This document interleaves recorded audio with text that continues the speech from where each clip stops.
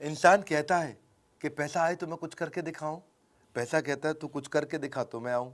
नमस्कार, मैं Vivek Bindra, founder and CEO बड़ा बिजनेस डॉट कॉम। पिछली बार फंड रेजिंग की बात करी, फंड रेजिंग की बात दोबारा। पहले सोर्सेज ऑफ फंड बताए थे, पैसा कहां से मिलेगा। आज बताएंगे तरीका क्या है। 10 स्टेप्स दूंगा, फ्री में दे रहा हूं। सॉलिड कंटेंट है, ये प्रीमियम कंटेंट है। इसके ऊपर हमने पेड कोर्सेज बनाए हैं, लेकिन फ्री में दे रहा हूं आपको 10 स्टेप। अगर आपने कोर्स नहीं लिया, सुनिए वो सारे 10 इजी स्टेप। पहला स्टेप, अपना लीगल स्ट्रक्चर बनाना पड़ता है। अगर आपकी प्रोप्राइटरी कंपनी है, पार्टनरशिप कंपनी है, फंड रेजिंग नहीं कर सकते, लिमिटेड लायबिलिटी में भी नहीं कर सकते, एलएलपी जिसको बोलते हैं, प्राइवेट लिमिटेड या पब्लिक लिमिटेड। जो प्राइवेट इक्विटी या वेंचर कैपिटल है, वो प्राइवेट लिमिटेड कंपनी में भी आगे पैसा दे सकते हैं। प्राइवेट इक्विटी और venture capital, PE and VC, ये प्राइवेट लिमिटेड कंपनी में देते हैं। लेकिन अगर आपको आईपीओ, तो फिर उसके लिए आपको पब्लिक लिमिटेड कंपनी में जाना पड़ता है। तो पहले तो अपनी कंपनी का लीगल स्ट्रक्चर ठीक कर लो, फिर आते हैं दूसरे स्टेप पे। अब थोड़ा मार्केट का रिसर्च अच्छा करके रखिए। कितना कस्टमर है आपकी मार्केट में। अगर आपकी उबर है तो सब आपके कस्टमर बन सकते हैं, स्विगी है तो सबको खाना है, उबर है तो सबको जाना है। स्विगी है तो सबको खाना है, उबर है तो सबको जाना है। पहले देखो कि आपके पास कस्टमर कितना है मार्केट में, मार्केट का रीच, मार्केट का साइज, कितने कस्टमर है आपके प्रोडक्ट को लेकर मार्केट में, क्या प्रॉब्लम आप सॉल्व कर रहे हैं। लेकिन इसके अलावा ये भी रिसर्च करके रखो कि आप कितना रेवेन्यू कमा सकते हैं, मार्केट में आपकी पोजीशनिंग क्या है, आरओआई कैसा आ रहा है, आपका ब्रेक इवन कितने दिन में हो जाएगा, प्रॉफिटेबिलिटी आपकी कैसी है। तो किसी चार्टर्ड अकाउंटेंट को ले लो, किसी एमबीए फाइनेंस को ले लो जो आपका दोस्त है, आजू बाजू किसी को ले लो, वो सारी चीजें निकालेंगे बैठ करके। अपनी कॉम्पिटिटिव एडवांटेज देखो, कंपटीशन को छोड़ के कस्टमर आपके पास क्यों आए, आपका विजन क्या है, फ्यूचर प्लान क्या है, स्टाफ कितना चाहिए, टेक्नोलॉजी कैसी चाहिए। जब आपका ये रेडी रहेगा तो आप तीसरे स्टेप पे जाइए। क्योंकि जब आप किसी इन्वेस्टर के पास जाएंगे, आपकी बजट शीट जरूर चेक करेगा। पैसा क्यों चाहिए तुमको, हाँ, अपना घर बनाने के लिए चाहिए, अपनी गाड़ी खरीदने के लिए चाहिए, तुमको कहाँ जाना, लंदन घूमने जाना, उसके लिए पैसा चाहिए, नहीं नहीं सर, मुझको मैन पावर के लिए चाहिए। लीगल खर्चे होते हैं, ट्रेनिंग की कॉस्ट होती है, मार्केटिंग की कॉस्ट होती है, तनख्वाह पेरोल की कॉस्ट होती है, सेल्स करने के लिए एडवर्टीजमेंट करनी पड़ती है, एचआर की कॉस्ट है, टेक्नोलॉजी की कॉस्ट है। आपके पास कुछ क्वेश्चंस के आंसर होने चाहिए। आप उस पैसे का क्या करेंगे उसको लिख लीजिए। जब आप बताएंगे तो इन्वेस्टर को विश्वास होता है। आप वो पैसे को कैसे यूज करेंगे, कितना पैसा चाहिए आपको, कहां कहां कितना कितना बजट बना के खर्च करेंगे, कैसे इस खर्चे को ऑप्टिमाइज करेंगे, कम खर्चे में ज्यादा काम कैसे करके दिखाएंगे, इसके लिए आपको कन्विंस करना होगा। अगर आपको 100 रुपए की जरूरत है तो इन्वेस्टर को दिखाइए 15 रुपए मैंने डाले, 15 रुपए मेरे पार्टनर ने डाले, हमारे पास होगा 30 रुपए, हम अपने भी लगा रहे हैं, 70 आप दे दो। उसको थोड़ा विश्वास होगा कि 100 में 30 ये लगा चुका है, 70 नहीं, ऐसा करता हूं मैं 40 दूंगा, 30 तुम्हें किसी से दिलवा दूंगा। वो बात करने में इंटरेस्ट लेगा। लेकिन आप बोलोगे मुझको 100 रुपए चाहिए, अपना तो मैं लगाऊंगा नहीं, आप ही पूरे दे दो, गड़बड़ हो जाएगी। चौथा पॉइंट, अब रिसर्च करिए। आपने बजट शीट बना लिया है, अपने बिजनेस को समझ लिया है। अब देखिएगा कि इस समय अगर आपका बिजनेस बढ़िया है, कौन सा इन्वेस्टर है आपकी इंडस्ट्री में, आप फार्मा में, एफएमसीजी, क्लोथिंग में, एजुकेशन में, टेक्नोलॉजी में, ई कॉमर्स में, B2C, B2B, हर एक के अलग प्रकार के इन्वेस्टर होते हैं। आपको सही इन्वेस्टर के पास जाना, नहीं तो हर जगह मेहनत करोगे, दीवार को धक्का नहीं लगाते, 100 जगह बिना बात के नहीं जाते। इसके लिए इन्वेस्टमेंट बैंकर्स होते हैं, आई बैंकर। इसकी एक पूरी लिस्ट है, हमने अपने फंड रेजिंग कोर्स में भी दिया है, एवरीथिंग अबाउट एंटरप्रेन्योरशिप में भी दिया है, कौन कौन इन्वेस्टमेंट बैंकर है मार्केट में, कौन से इन्वेस्टमेंट के लिए, कौन से फंड के लिए कौन सा इन्वेस्टमेंट बैंकर काम आएगा आपको। इन्वेस्टमेंट बैंकर कौन होता है, 2% 3% कमीशन लेता है बीच में। अगर आपको 100 रुपए दिलाएगा, 2 रुपए रख लेगा, तो वो एक दलाल, साधारण भाषा में, कठोर भाषा में बोलेंगे। वैसे बिजनेस की भाषा में उसको इन्वेस्टमेंट बैंकर या आई बैंकर या मर्चेंट बैंकर, इन 3 नामों से पॉपुलर होते हैं। सिकोया कैपिटल के आपको फिनटेक में पैसा लगाता है आजकल, RPG venture, FMCG, health wellness में लगाता है। आपका बिजनेस कौन सा है ये देखो। आप ई कॉमर्स में जा रहे हो तो एसएल पार्टनर अच्छा कर रहा है, कंज्यूमर बिजनेस सर्विसेज में जा रहे हो नेक्सस वेंचर कर रहा है। इसकी पूरी लिस्ट हमने बनाई है। इन्वेस्टर ढूंढते ढूंढते अगर हो गए परेशान तो फंड रेजिंग कोर्स को ज्वाइन करो। 400 इन्वेस्टर की लिस्ट आपकी जिंदगी बना देगी आसान। मत हो परेशान, जिंदगी बनेगी आसान। इसके बाद 5वां पॉइंट, पिच डेक तैयार करो। जब जाओगे इन्वेस्टर के पास बोलोगे क्या, पिच मतलब उसको बोलना, डेक मतलब आपकी पूरी प्रेजेंटेशन। तो आप उसको समझाओगे, कन्विंस करोगे, तो कैसे करोगे। आपको सबसे पहली चीज बतानी पड़ेगी, पैसा कितना चाहिए, क्यों चाहिए, कैसे खर्च करोगे। और फिर आपको ये समझाना पड़ेगा आरओआई, आरओआई, आरओआई, सामने वाले को कमाई कैसे होगी, वो कैसे ग्रो करेगा।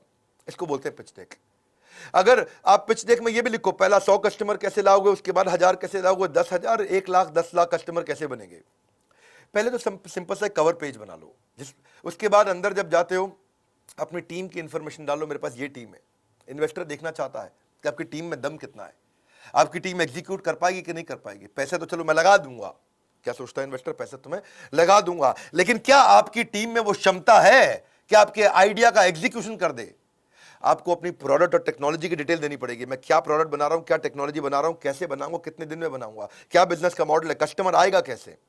आपको कॉम्पिटिटिव लैंडस्केप का मतलब आसपास कितने कॉम्पिटिटर हैं इस धंधे में, आपके बिजनेस में और कितने तरह के कॉम्पिटिटर घुस चुके हैं, आपके करंट फाइनेंशियल कैसे हैं, पिछले 1 साल से 2 साल से आप बिजनेस कर रहे हो, थोड़ा मोटा किया है आपने, ज्यादा नहीं किया, थोड़ा किया है आपने, 10 लाख 50 लाख 1 करोड़ या कुछ भी छोटा सा बिजनेस किया है, खाली आइडिया है।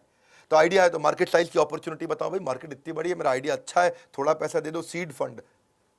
करंट फाइनेंशियल नहीं है तो आप थोड़ा कुछ आइडिया बताना पड़ेगा आपको नीड बतानी पड़ेगी उसका। देखिए नीड यूजेज की हमने बात तो कर ली, आपको शेयर होल्डर की इंफॉर्मेशन देनी पड़ेगी कि भाई ये शेयर होल्डर होने वाले हैं, ये मेरे 2 पार्टनर हैं, को फाउंडर है, ये टेक्नोलॉजी पे काम करता है, ये सेल्स पे काम करता है, ये प्रोडक्ट पे काम करता है, हम 3 को फाउंडर हैं 33% के, या 4 को फाउंडर है 25% के, चारों के अलग अलग काम है, चारों मजबूत लोग हैं, तो सबके मिला के 100% हुए। आपने उस इन्वेस्टर को बुलाया, बोला आप इतना पैसे दे दो, हम 20% आपको दे देंगे, तो जिन सबके 25% शेयर वो घट के 20% रह जाएंगे, यानी कि 80% आप लोग के पास रहेगा, 20% इन्वेस्टर के पास चला गया शेयर।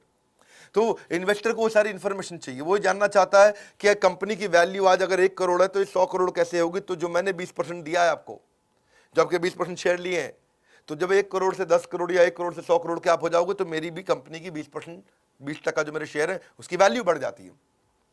इन्वेस्टर क्यों आता है? इन्वेस्टर को आरओआई रिटर्न चाहिए। अब आता छठा पॉइंट, अपनी इन्वेस्टर पिच को और अच्छा करो, उसको परफेक्ट करो। कैसे परफेक्ट करोगे आप इन्वेस्टर से बात कैसे करोगे, प्रोसीड कैसे करोगे, अपने आप को प्रेजेंट कैसे करोगे, अपनी टीम को कैसे प्रेजेंट करोगे, उसको ईमेल कैसे लिखोगे आप, वो आपको कैसे रिस्पॉन्ड करेगा, गो हेड कैसे होगा। तो बेसिकली कुछ मिस्टेक्स है जिनका ध्यान रखना है। पहले कभी ये मत बोलिए मेरा कोई कंपटीशन ही नहीं है। आप बता सकते हैं, अगर वास्तव में भी नहीं है तो बताएं कि एक कमजोर कंपटीशन अभी बिगिन हुआ है, आप मार्केट में फर्स्ट मूवर एडवांटेज है, नहीं तो हमेशा बताइए कि ये लैंडस्केप है। अनरियलिस्टिक प्रोजेक्शन मत दीजिए। आपको लगता है कि आप धंधा करेंगे 10 करोड़ का, बोल दें 1000 करोड़, तो फिर पर्दाफाश हो जाता है। क्लैरिटी होनी बहुत जरूरी है। जब क्लैरिटी नहीं होती है तो भी इन्वेस्टर पकड़ लेता है इस बात को। अगर इन्वेस्टर आपको क्रिटिसाइज करता है, आपकी कोई गलती निकालता है, तो उसको पर्सनली मत लीजिए। ऐसा नहीं कि आप दुखी होकर बैठ जाएं, ये कैसे मेरे बारे में इतनी कमी निकाल रहा है। और ऐसा नहीं कि बहुत कंजर्वेटिव नंबर दे दो, अग्रेसिव नंबर नहीं देना। आपने 10 करोड़ को 100 करोड़ नहीं बताना, वो तो मैंने बताया, लेकिन ऐसा ना हो कि 10 करोड़ को आप 1 करोड़ बता बैठो। तो कंजर्वेटिव भी नहीं देना, बहुत एग्रेसिव भी नहीं देना, रियलिस्टिक नंबर दीजिए। अनप्रोफेशनल लोग होती है कभी कभार, या बहुत ज्यादा हीरो बन के जाते हैं। अभी हमारे एक दोस्त हैं, वो बहुत बड़े इन्वेस्टर हैं, वो कहते हैं कि मैंने इन्वेस्टमेंट के लिए मेरे पास एक पिच आई थी, बड़ी अच्छी पिच थी, वो बिजनेस मॉडल उसका अच्छा था। मैंने उसको 5 स्टार बुलाया, 5 स्टार होटल में एक मीटिंग करने के लिए। मैंने पूछा वाइन लेते हो? बोला मैं विस्की लेता हूँ, बड़ी कोई महंगी विस्की बता रहा था वो, सिंगल मॉल्ट 18 ईयर। तो बोला मैं 12 ईयर भी नहीं लेता, 18 ईयर लेता हूँ। जब उसने ऐसा बोला तो उसको लगा इसके तो बड़े रईसों वाले शौक है, ये मेरे पैसों को अपने शौक में ही पूरा कर डालेगा। और फिर बोला कि मैं एक दूसरे लड़के से मिला जिसको मुझे फंड देना था, और वो बेचारा 700 किलोमीटर तक बस में बैठ के आया, सारी रात बस में था वो, और सुबह मेरे पास आया, दिन भर वो मेरे साथ रहा। मैंने बोला थके नहीं आप? बोला बस में नींद पूरी कर लेंगे, दिन भर काम करेंगे। बोला एक बड़ा मेहनती था, उसे विश्वास हो गया। बड़ा इंपॉर्टेंट है कि जब आप इन्वेस्टर से मिल रहे हो तो कैसे मिल रहे हो, क्या बात कर रहे हो, प्रोफेशनल रहिए, कीप इट सिंपल, स्टोरी बताइए कंपनी की स्टोरी क्या है, और आपके इन्वेस्टर को उसका एग्जिट कैसे मिलेगा, वो कमा के बाहर कैसे निकलेगा, उसकी स्ट्रैटेजी तैयार रखना। फंड रेजिंग कोर्स को लेकर अगर आप बन गए बुद्धिमान तो इन्वेस्टर पिचिंग में कभी नहीं बचेगा कोई व्यवधान। बुद्धिमान व्यवधान ठीक लग रहा है, क्योंकि कोर्स में देने जा रहे हैं आपको वो ज्ञान जो फंड रेजिंग प्रोसेस को कर देगा बहुत आसान। 7वां पॉइंट अब आता है रोका। शादी से पहले रोका होता है ना, शादी से पहले थोड़ा सा रोका देते हैं, लड़का लड़की फिक्स हो जाता है, हाँ जी रोका सेरेमनी होता है, तो उसमें डिसाइड कर लेते हैं। तो ऐसे ही फंड रेजिंग का रोका क्या होता है? फंड रेजिंग के रोका में डिसाइड करते हैं कि कितना पैसा मैं लगा सकता हूं, कब तक दूंगा मैं, निवेशक कितने शेयर ले लेगा आपसे, जो भी इन्वेस्टर आ रहा है उसे कितना % शेयर चाहिए, दोनों पार्टियों के अधिकार क्या होंगे, तो जो इन्वेस्टर इन्वेस्टी दोनों के बीच में क्या अधिकार होंगे। तो वो सब चीजें तय हो जाती हैं। और उसके बाद आता है 8वां स्टेप, अब इन्वेस्टर डिटेल में ड्यू डिलिजेंस करता है। ड्यू डिलिजेंस का मतलब आपकी जांच पड़ताल करता है। आपने जो जो क्लेम किए, मैं ऐसा कर दूंगा, अब तक ऐसा किया, वो सारे वो वेरीफाई करेगा। इसको बोलते हैं, इस इंडस्ट्री में बोला जाता है ट्रस्ट बट वेरीफाई। क्या मतलब है? वो आपकी सारी बातें विश्वास करेगा लेकिन वेरीफाई भी करेगा। आप बोलोगे मैं आज 10 करोड़ रुपए का काम कर रहा हूं, तो आप पे विश्वास करेगा लेकिन वेरीफाई भी करेगा। ऐसा नहीं बोलेगा मैं नहीं मानता तुम कर रहे होगे, वो विश्वास करेगा बहुत अच्छी बात है 10 करोड़ दैट्स वेरी गुड, लेकिन बाद में आके आपके पेपर चेक करेगा, वेरीफाई करेगा। ट्रस्ट बट वेरीफाई, इसके लिए किया जाता है ड्यू डिलिजेंस, तो जांच पड़ताल साधारण भाषा में। वो आके आपके बिजनेस के प्रोसेस को समझेगा, आपके बिजनेस के मॉडल को इवैल्यूएट करेगा, आपके साथ में बाइंडिंग अग्रीमेंट डिसाइड करेगा, आपके फाइनेंस को चेक करेगा, आपकी बैलेंस शीट देखेगा, आपका प्रॉफिट एंड लॉस स्टेटमेंट देखेगा, कैश फ्लो स्टेटमेंट देखेगा, कंपनी में कहीं कोई कर्जा तो नहीं चल रहा, पहले से कोई लोन तो नहीं चल रहा, आज रेवेन्यू कैसे है, पिछले 3 साल में कितने बड़े, उसको बोलते हैं CAGR, compounded annual growth rate. भाई 3 साल पहले आप 1 करोड़ पे थे, पिछले साल आप 10 करोड़ पे थे, इस साल आप 30 करोड़ पे जा रहे हो, तो उसको लगेगा अरे ग्रो कर रही है, लगातार ग्रो कर रही है, तो उससे उसको विश्वास आ जाएगा। इसको बोलते हैं ड्यू डिलिजेंस, जांच पड़ताल। पिछले साल की ग्रोथ की रेशियोज आके निकालेगा आपके साथ, आपके मार्जिन चेक करेगा कि फाइनली बचता कितना है। ऐसा तो नहीं कच्चे पक्के का धंधा कर रहा है, पैसा निकाल के कच्चा जेब में रख लेता है, कैश का काम कर रहा है। आपकी इन्वेंट्री घूमती कितनी जल्दी है, कौन सी इन्वेंट्री वेस्ट हो जाती है, डेट टू इक्विटी रेशियो कितना है, कर्जे का बहुत ज़्यादा भार तो नहीं है, करंट रेशियोज कैसी है, कई रेशियोज होती हैं। तो आप अपने फाइनेंशियल्स को किसी चार्टर्ड अकाउंटेंट के साथ ठीक कर लीजिएगा ड्यू डिलिजेंस से पहले। अपने कोई ऑडिटर बाहर का लेके अपनी ऑडिट करा लीजिए, ये सब चीज़ें हम सिखाएंगे आपको। अगर आपका बिजनेस नया है, अभी कुछ भी आपने पहले नहीं किया, तो भी आप फंड रेज कर सकते हैं। आपका लीगल भी चेक करेगा आकर के, वो कंपनी में कहीं कोर्ट में केसेस तो नहीं चल रहे हैं, प्रमोटर के ऊपर, मालिक के ऊपर केसेस तो नहीं है। आप रजिस्ट्रार ऑफ कंपनी से भी चीज़ें चेक करेगा, बैंक के रिलेशनशिप चेक करेगा, बैंक से भी चेक करेगा कि कहीं आपके चेक डिसऑनर तो नहीं हो जाते हैं, चेक आपके बाउंस तो नहीं हो जाते हैं। वो चेक करेगा आप कितने ईमानदार हो, और कई बार उसकी आपकी पर्सनल प्रमोटर की भी वो जाके चेकिंग करेगा कि भाई ऐसे तो नहीं है ये पैसा लेके लड़कीबाजी करता हो, घूमता हो, बहुत शराब पीता हो और घूमने जाता हो, चला गया भैया बैंकॉक मसाज कराने जा रहा है, क्यों, इन्वेस्टर से पैसा ले लिया, सैंडविच मसाज, ये सब फालतू काम कर रहा है कि वास्तव में जिम्मेदार है। सुबह कितने बजे दफ्तर जाता है, आपको बताए बिना आपके बारे में चेक कर लेगा। रात को दफ्तर से कितने बजे निकलता है, आपको बताए बिना चेक कर लेगा। छुट्टी कितनी मारते हो, तो ये ड्यू डिलिजेंस बोलते हैं, इसको बोलते हैं जांच पड़ताल, ट्रस्ट बट वेरीफाई। अब आता है 9वां, ड्यू डिलिजेंस कर लिया, टर्म शीट बन चुका है, रोका हो चुका है, शादी का टाइम आ गया है।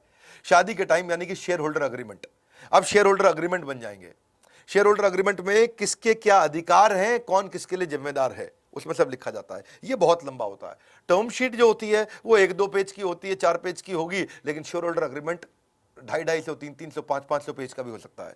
ये वो डॉक्यूमेंट है जिसमें सारे रिलेशनशिप आपके लिखे होंगे।